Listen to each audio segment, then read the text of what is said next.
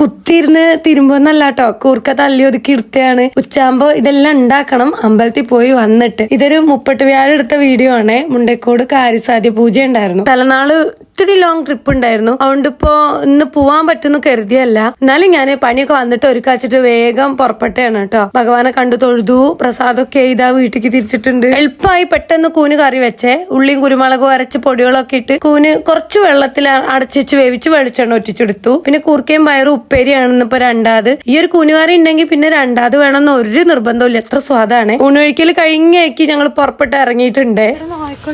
റോട്ടിൽ കൂടെ പോവാ, നായ്ക്കൾ ഉണ്ടാവും പറഞ്ഞാണ്. ഓൻ പറഞ്ഞാ കേക്കണ്ടേ. അപ്പൊ നമ്മള് പോണത് ഓന് കുറച്ച് സാധനങ്ങളൊക്കെ മേടിക്കാനാണ്. മൂപ്പരിപ്പോ ബോഡി ബിൽഡിങ്ങിലൊക്കെ ശ്രദ്ധ കേന്ദ്രീകരിച്ചിരിക്കുക. അതിന്റെ ഭാഗമായിട്ട് ഓന് കുറച്ച് സാധനങ്ങളൊക്കെ മേടിച്ചു. തിരിച്ചു പോരാൻ നേരത്തെ കരിമ്പ് ഉണ്ടാക്കുന്നുണ്ട്. കരിമ്പല്ല, കരിമ്പ് ജ്യൂസ്. അപ്പൊ അതൊരൊറ്റ ക്ലാസ് മേടിച്ചിട്ടുണ്ട്. കണക്കിൽ വലിയ പിടുത്തല്ല. അപ്പൊ ഞാൻ ഒരൊറ്റ മിടുക്ക് കുടിച്ച് ബാക്കി ഒന്നെ കൊടുത്തു കേട്ടോ. അപ്പൊ എന്റെ അടുത്ത് പറഞ്ഞു നല്ല സ്വാദിന്റെ അമ്മേ കുടിച്ചമ്മയൊക്കെ പറഞ്ഞ് നിർബന്ധിച്ചാണ്. അതൊന്നും ഞാൻ കുടിക്കാന്നില്ല. ഞങ്ങൾ മഴ കണ്ടപ്പോ പെട്ടെന്ന് വണ്ടി വീട്ടിലേക്ക് എത്തി. സാധനങ്ങൾ മേടിച്ച് കൈ കിട്ടുള്ളൂ. അത് കിട്ടാത്ത ടെൻഷനായിരുന്നു. കിട്ടിക്കഴിഞ്ഞപ്പോ പറയും വേണ്ട. ഞാൻ അച്ചൊക്കെ അത് എടുക്കുക വെച്ചിട്ടേ കുട്ടിക്ക് മൊത്തത്തിൽ ടെൻഷനായിരുന്നേ. എന്നോട് ഇപ്പൊ മൂക്കും മോറും കാട്ടു രമേശേട്ടാ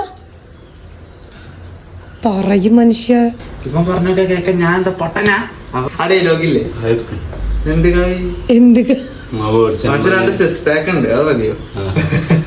അതുണ്ടാക്കിട്ട് നമ്മക്ക് ആ കുമ്പ ഉണ്ടാകൊണ്ടാണ് അനക്ക് അവിടെ ഇങ്ങനെ ഈ 6 പാക്ക് വന്നത്.